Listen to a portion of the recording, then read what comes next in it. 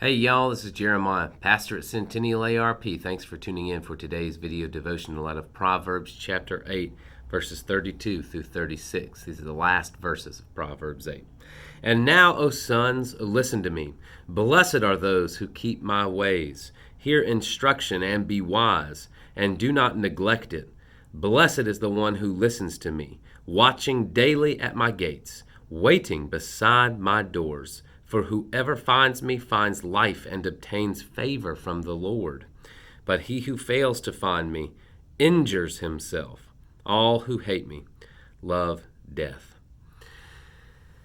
This is the culminating moment of wisdom's call. Wisdom has been calling, and with wisdom's call has come a plea to follow after her, right? Wisdom personified, that wisdom is going to grant righteousness and life, and that to continue after her and to be on this right path of wisdom is going to lead towards that life and the righteousness and the rightness that we need and that we truly, in the depths of our hearts, that we crave as humans, as people who have been made after the image of God, the one who is perfectly right.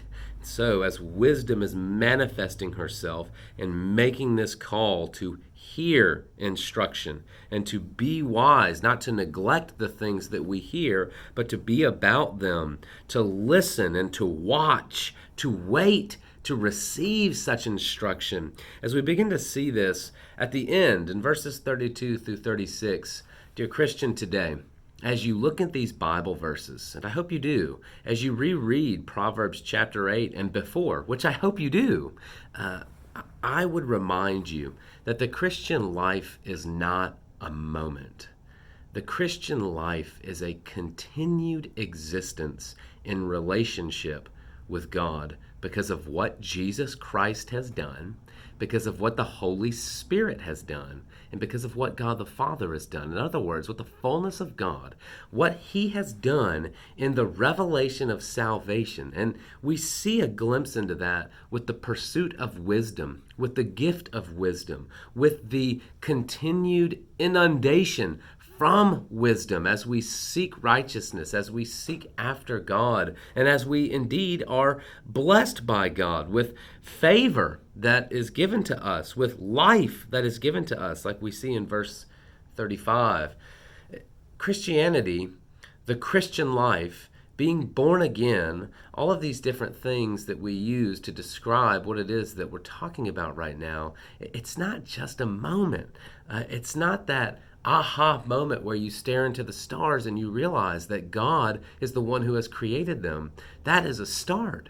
That is a beginning. And it's a beautiful one and a momentous one that has eternal ramifications. But here, as wisdom is calling, as Solomon the father is writing and penning this to his sons, his desire is that his sons and that we indeed, the children of God, would see that we must be ones who are continually striving after righteousness, who are seeking after wisdom. It's not enough to simply say that we believe.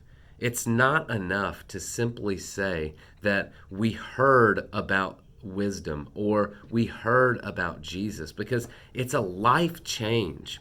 As Jesus, as we believe in Jesus and as the Holy Spirit changes us from the inside out, we are different people who will live different lives that are constant, that are genuine, that are, though not perfectly, pursuing righteousness. And this is where we see it culminate, because there are two paths, and we see it here, that there is a path of life, and it's a continual seeking after wisdom, but those who fail to find wisdom, there is injury and there is death. And so, dear Christian, today, consider your own faith and consider your faith in action. Jesus is the one who has saved you. The Holy Spirit is the one who has unlocked that salvation for you. God the Father is the one who has ordained that salvation on your behalf. God saves you, but your life is now different if you are a Christian, if you are a follower of Jesus. Do you act like it, though? Think about what wisdom's call is saying. Read these Bible verses. Read chapter 8 and tell me what you think.